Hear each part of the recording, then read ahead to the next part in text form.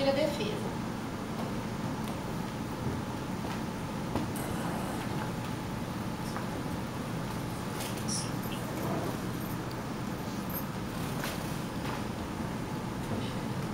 Primeiramente, manifesto meus cumprimentos e alegria de estar aqui nessa experiência honrosa e maravilhosa.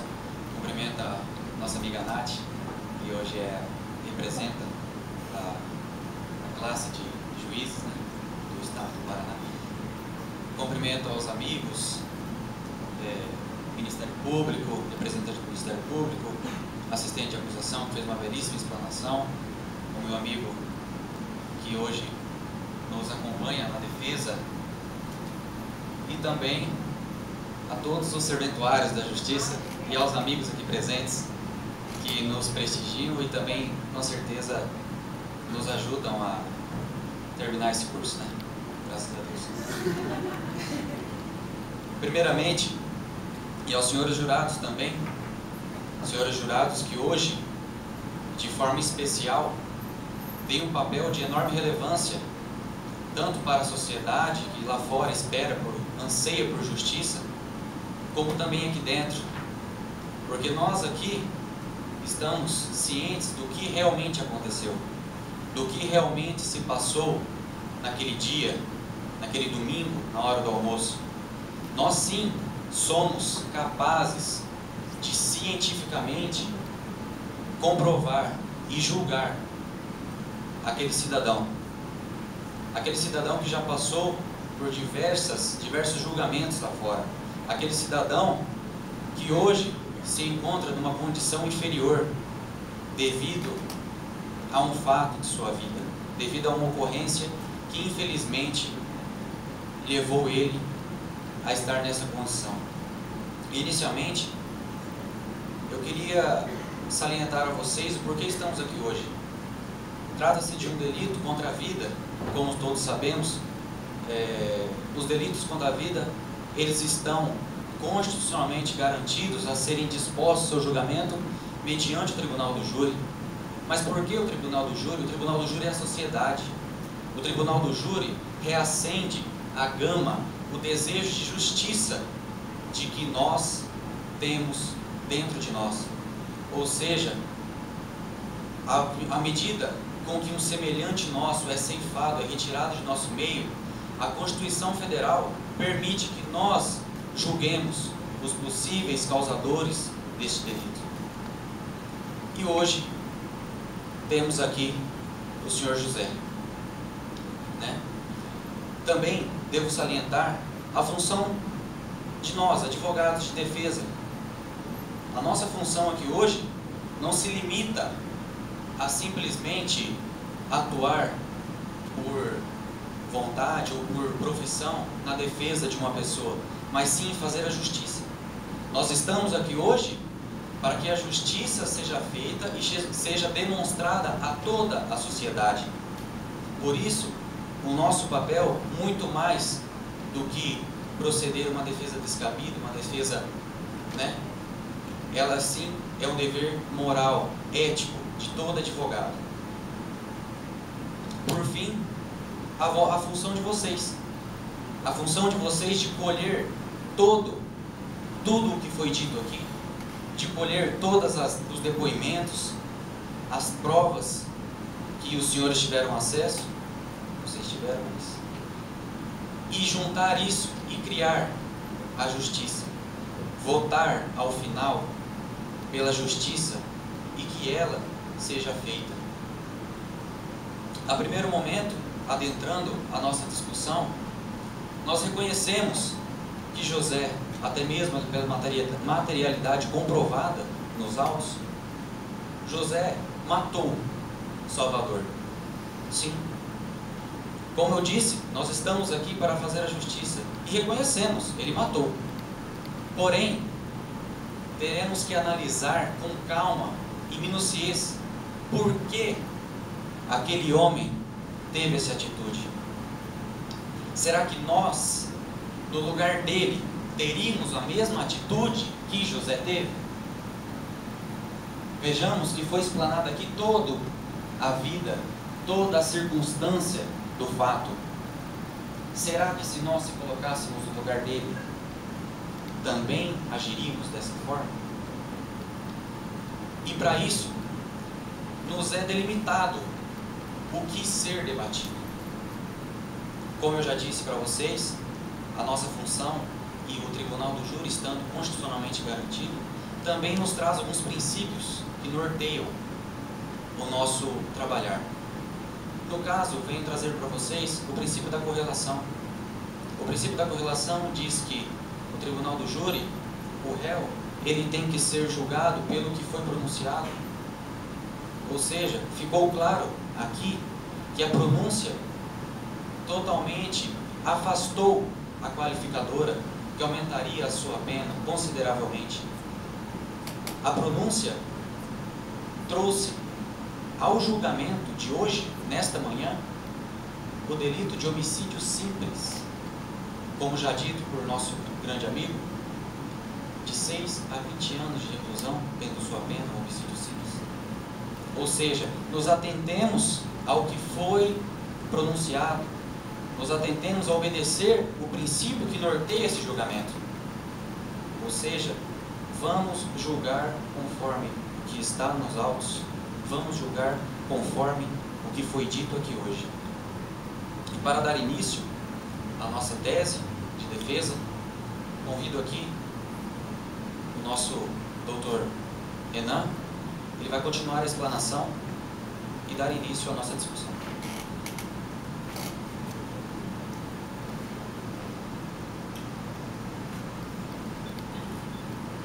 Primeiramente, agradeço a oportunidade de estar aqui hoje, com vocês. Cumprimento a meritíssima senhora Julissa, muito nos engrandece com a sua coordenação dessa sessão solene. Cumprimento também a doutora representante do Ministério Público, que fez um belo trabalho, buscando sempre a justiça. Nosso nobre colega assistente de acusação, demais serventuários da justiça e o meu companheiro Moacir Gugel, da defesa. Cumprimento a todos os presentes aqui também, muito nos honra a presença de vocês, e principalmente cumprimento os senhores jurados. Hoje, os senhores têm, como já dito, quase todo mundo, os senhores têm uma função primordial, porque eu, com a minha fé, entendo que o verdadeiro julgador é Deus. Ele é o verdadeiro julgador. Todavia, perante os homens, hoje vocês têm um poder que não se compara, claro, mas se assemelha. Então devemos relevar tudo que foi dito, porque mudaremos a vida de uma pessoa. Podemos, inclusive, absolver uma pessoa culpada ou condenar uma pessoa inocente, não é verdade? Então, como já bem dito, vamos adentrar ao mérito da questão. Primeiramente, ocorreu o homicídio? Ocorreu. O senhor José matou? Matou. Muitos poderíamos pensar assim: matar alguém não justifica, não se justifica. Esse é o dito popular, o dito leigo. No entanto, imaginemos nós, na situação da vítima, da filha da vítima, e imaginemos nós também na pessoa do réu, a pessoa dele. Imaginemos o que como já dito, o que faríamos naquela situação. Vamos começar então lendo um dispositivo legal que entendemos ser aplicável ao caso, que é o dispositivo do artigo 20, parágrafo 1º, que diz respeito à legítima defesa putativa. Vamos só ler o artigo para título de explicação.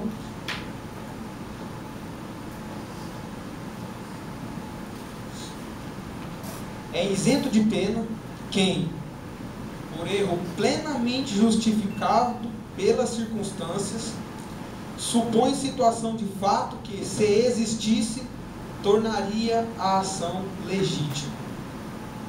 Então, o que acontece? Imagine-se que, pelas circunstâncias, você tenha receio, você esteja imaginando uma situação que você está em perigo. E aí o que acontece? Pela circunstância você acaba matando. Só que se ocorresse aquela situação que imaginávamos, a ação seria uma ação legítima. Estaria ampliada por uma excludente de ilicitude. No caso aqui, não tratamos da legítima defesa como excludente de ilicitude, mas sim excludente da culpabilidade. No caso, entendemos sim que a acusação foi feita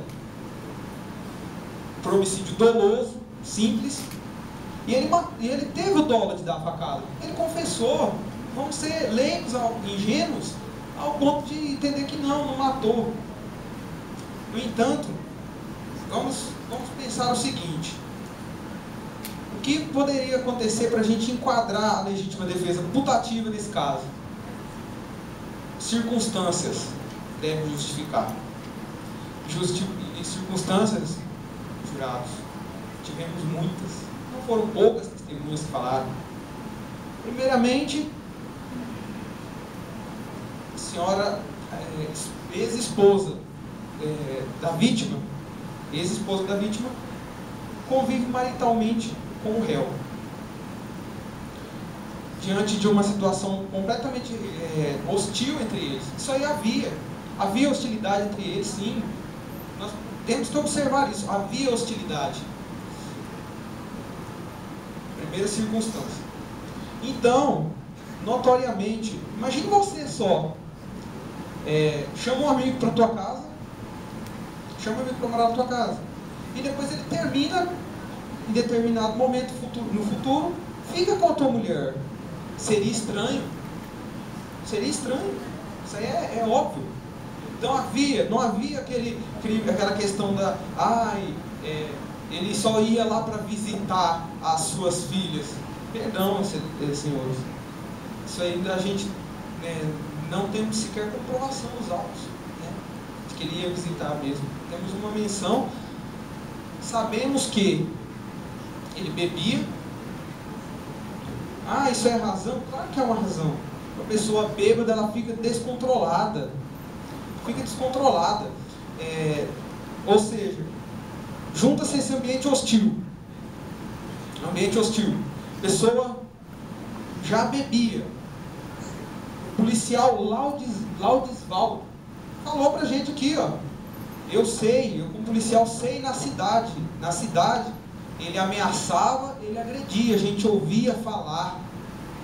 O policial, gente, como nós todos sabemos, ele tem fé pública. Então ele não ia mentir, ele não ia chegar aqui e falar uma mentira, até porque ele poderia ser excluído, inclusive, da própria polícia por fazer isso. Então ele não ia chegar aqui ser ingênuo a tal ponto de falar, beneficiar o réu. Não. Outra circunstância. Agrediu. Ele agrediu. Anteriormente aos fatos e no momento dos fatos. Observamos o depoimento do réu. O réu confessou que mataria.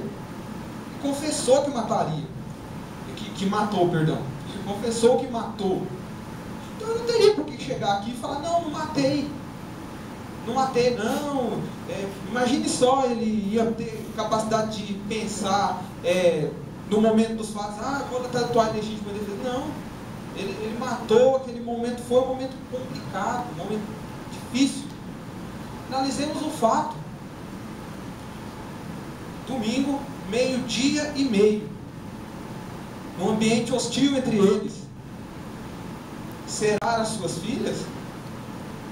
Será que uma pessoa chega de surpresa na casa, onde com certeza ele não era totalmente bem-vindo? Ele ia chegar assim de surpresa 12:30? Claro que não. Ele chegou lá para fazer confusão. Isso aí, gente, é notório. Ele ameaçava. Que havia ameaças anteriormente. Isso aí, o policial falou aqui, deixou claro para nós. A tia dele falou aqui para nós. Ele era problemático, ele era encrenqueiro. Que ele era encrenqueiro, que foi uma situação esporádica. Perdão, com a máxima vênia a acusação. Isso não existe, gente. Não podemos ser ingênuos até esse ponto. Ele chegou lá para arrumar confusão, sim. Agora, imagine você. Uma pessoa que você, num ambiente hostil. É um ambiente hostil. Chegar na tua casa. Entrar na tua casa. Qual o primeiro instinto do ser humano? Você vai sair lá para fora, oi, tudo bem? Não. O que é isso? O primeiro instinto, quando a gente ouve um barulho na nossa casa, o que a gente faz? A gente pega, quem não é um policial, não tem porte de arma, faz o quê? Pega um pedaço de pau, pessoas humildes, a maioria fazem isso. Pega um pedaço de pau, vai lá, olha, vê o que é e acontece. E foi isso que aconteceu. Ele falou aqui, o réu falou para nós. Eu vi ele chegou lá, ele chegou com a mão assim, discutindo, brigando, entrou dentro do quintal. Gente, o cara violou o domicílio. Você acha que uma pessoa que ia lá só para visitar seus filhos, num ambiente hostil, ia chegar lá e ia ser recepcionado com cafezinho? O que é isso? Não podemos ser ingênuos a tal ponto. Chegou lá, ele pegou a faca e ficou esperando mesmo. Foi agredido. Na agressão ele deu um chute na canela, como ele relatou. Outra coisa relevante, a facada. A facada foi para matar no peito. O cara te deu um soco assim, tá te dando soco. O que você vai fazer? Ele fez isso, possivelmente. Pelo que a gente deu, ele fez isso aqui, ó. Deu a facada. Depois possivelmente continuou as agressões, ele deu outra. Se ele quisesse ter matado o cara, como recentemente vimos um caso muito semelhante no Júri Alto Paraná, ele saiu atrás para matar a pessoa. O cara deu 2 sacadas, ele não deu 5, ele não deu 10. Você acha que uma pessoa que tem a intenção de matar, como explanou aqui anteriormente o assistente da acusação, se ele tivesse a intenção de chegar e matar a pessoa, você acha que ele ia simplesmente pegar e dar 2 facadas? Outra coisa importante, as facadas. Eles falaram aqui do laudo, só que eles esqueceram de falar o tamanho da perfuração. A faca tinha 21 centímetros de lâmina. O tamanho da perfuração, temos aqui nos autos, uma foi de 4 centímetros. 4 centímetros é isso aqui. Isso aqui. 2 centímetros. Assim. Você acha que uma facada assim é para matar? Você acha que se ele tivesse com intenção, se eu tivesse batido um papinho, ele chegado e dado uma facada, você acha que tinha entrado 2 centímetros? E não sou eu que estou falando que foi 2 centímetros. Aqui, ó. O laudo falou. Chegou lá, deu a facada. Deixou a faca, claro, fugiu. Imagine só, você acertou uma faca na pessoa. Um réu primário, pessoa trabalhador. Um lobo em pé de cordeiro. O que é isso? Quem somos nós para fazer um julgamento da personalidade de uma pessoa? Que nem ocorreu, o cara chamou para morar dentro da casa. O que acontece? O cara ficou com a mulher dele. Tudo bem, não tivemos como. Tirando o depoimento aqui da criança, falou que a avó, alguém saberia que ocorreu alguma coisa antes. Não sabiam de nada. A própria vítima deveria saber. Não sabiam de nada. Não falaram nada no terminal dos autos, só teve o depoimento da menina. Teve um depoimento. Então, gente, é lógico. Havia um ambiente hostil. Havia circunstâncias para justificar o fato, o que ocorreu. Havia. O cara estava assim, imagine você, mesmo você sendo ameaçado, e aí o cara chega e entra dentro da tua casa. Imagine você na situação dele. O cara já tinha ameaçado, já tinha agredido. Então não podemos ser ingênuos ao ponto de achar que ele sempre teve a intenção de matar. O que é isso? A gente tem que olhar o presente dos autos. Não tinha nada disso nos autos. Não tinha presente dos autos que ele tinha a intenção anterior de matar. O que é isso? A questão da faca foi apresentada aqui brilhantemente pela outra promotora. Falou que um servente de pedreiro não utiliza uma faca. Eu que, algum tempo atrás, antes de começar a faculdade, fui auxiliar servente de pedreiro. E, diferentemente do esplanado, utiliza uma faca sim. Outra coisa, quem não tem uma faca em casa? Ele tinha uma faca para matar. O que é isso? Você não corta coisa na tua casa? Você não tem uma peixeira na tua casa? Não.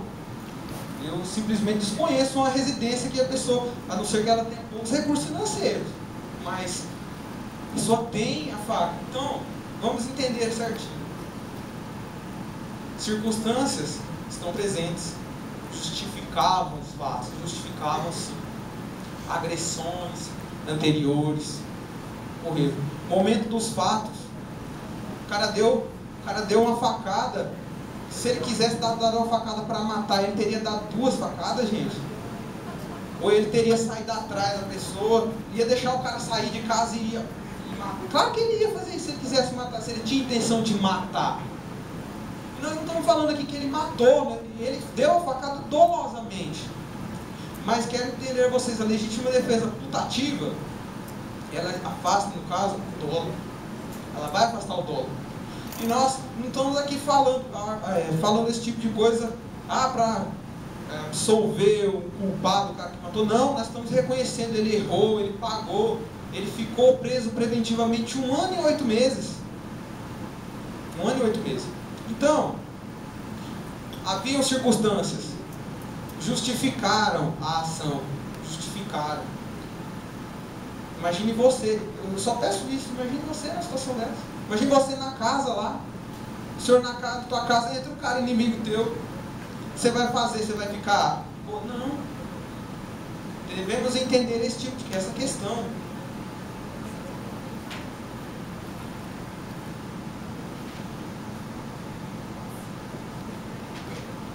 A vítima foi uníssona também no seu depoimento. A mesma história, bateram as histórias. Que uma coisa e outra que mudou, mas havia o ambiente hostil, havia a questão dele se defender. Ele se defendeu, gente. Se defendeu, você está apanhando aqui, ó. O cara está te dando um soco aqui, você vai ficar esperando o cara bater? Ele poderia ter fugido, ele saiu correndo. Imagina o cara ameaçando que vai matar tua mulher, vai matar você. Você é um homem, você vai pegar e simplesmente correr? Sem antes analisar a situação? Sai, ele ameaçou, tchau, eu vou correr aqui. Vou deixar minha mulher aqui e vou deixar ele matar minha mulher. Que isso? Não podemos ser ingênuos a tal ponto. Não podemos. Ocorreu a legítima defesa. Não pura, mas putativa, porque sim, a hora que o cara faz isso aqui, atrelado às circunstâncias, você imagina que vai ocorrer o mal maior. Você sabe disso. E é por essa razão que a gente entende que a legítima defesa putativa se aplica a essa situação.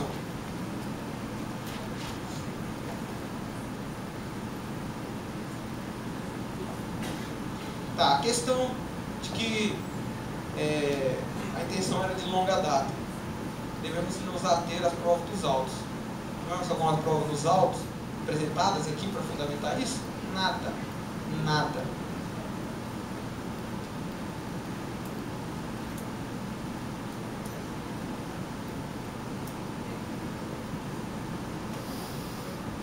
Questão de que nunca foi registrado nenhuma queixa.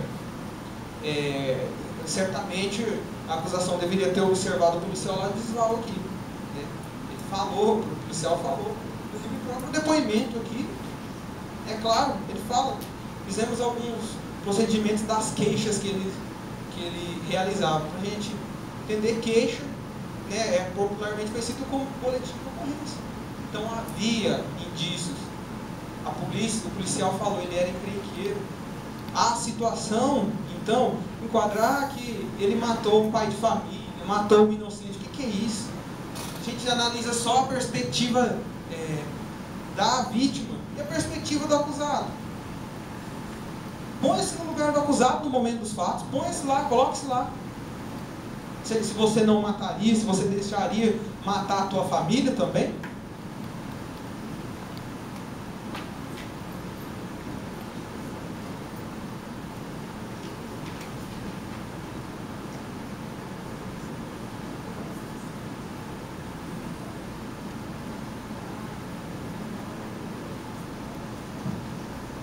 Bom, dessa maneira, então, não sei se vamos voltar para a réplica, mas a princípio deixo claro a nossa tese principal é a legítima defesa putativa. Para ficar a menção, é aquele exemplo da onça. mexe em seu amor, então você está num local escuro, mexeu, você está com a arma na mão esperando ali, acuado, sai a onça, você dá um tiro. Basicamente é isso. Então, entendemos, então, nós estamos aqui para defender um culpado, mas sim para fazer justiça e aplicar a lei devidamente no caso concreto. Então essa é a nossa tese principal. O companheiro Moacir Rangel vai voltar para um encerramento breve. E então, pleiteio a vocês a aplicação dessa situação, desse erro de tipo, esse erro, que é conhecido no nosso Código Penal, a fim de afastar o dolo e, consequentemente, absolver o acusado. Os quesitos vocês deverão votar de que ocorreu o crime, de que ele matou dolosamente.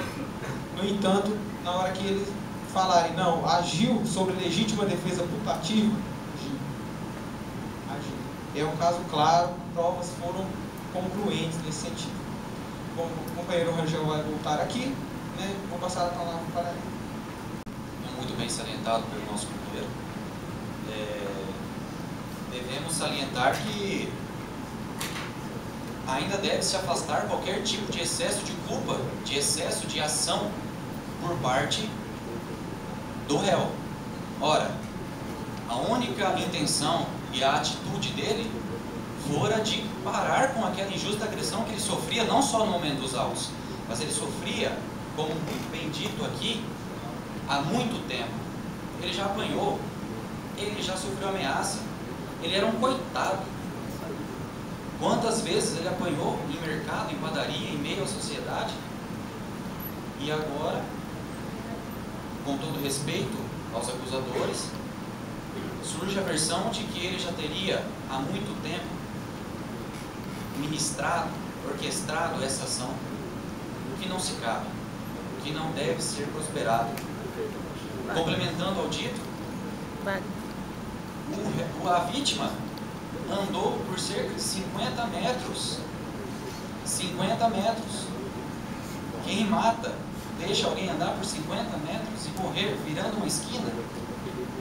Está nos autos. Está nos autos o mapa feito pela perícia. Ele foi agonizando. A faca foi deixada no local do crime. Quem que tinha orquestrado um crime há muito tempo iria deixar a faca na residência da esposa, próximo ao lugar do crime? A faca ficou lá. Ele, aquele senhor ali, olha a cara dele. Ele retornou, ele foi à delegacia de polícia 24 horas depois e se entregou, porque ele achava correto, porque ele agiu amparado pela lei. Ele agiu de forma a que a sua culpa fosse devidamente retirada, autorizado pelo que disse o artigo 20, parágrafo 1º. Então, não há o que se falar sequer em excesso de culpa. Ele somente repeliu as agressões, as ameaças que eram frequentes, contínuas e totalmente desconformes.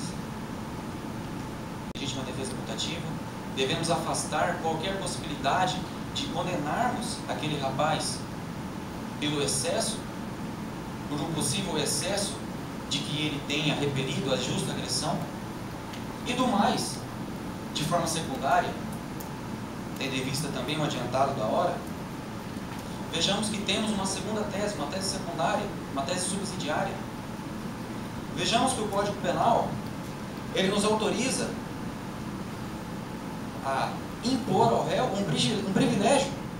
Caso os senhores entendam que realmente ele teve o dolo de matar Silvano, ele realmente não agiu amparado por essa excludente de culpabilidade tão bem amparado, tão bem explanado pelo Renan, ainda temos que nos ater a uma segunda possibilidade.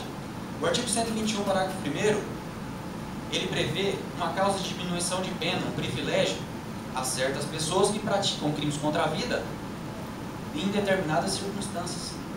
Vejamos, senhores, se o agente comete o crime impelido por motivo de relevante valor social ou moral, atentem, ou sob o domínio de violência e emoção, logo em seguida a injusta provocação da vítima.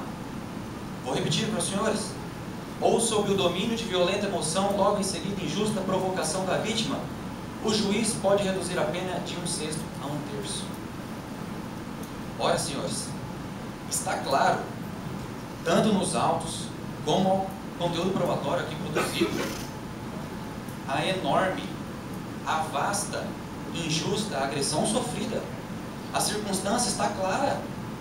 Vejamos que aqui diz sobre o domínio de violenta menção, logo em seguida a injusta provocação. O quanto de vezes na vida desse rapaz que ele foi provocado. Voltando um pouco ao tempo, a ex-mulher de Silvano chamou José para residir com ela. Foi ela, porque ela estava sozinha. Porque isso não foi relatado pela nova acusação, mas porque Silvano saiu da residência, Silvano teria agredido ela. Consta nos autos. Silvano foi para a cidade de Limeira, estado de São Paulo. E assim a mulher,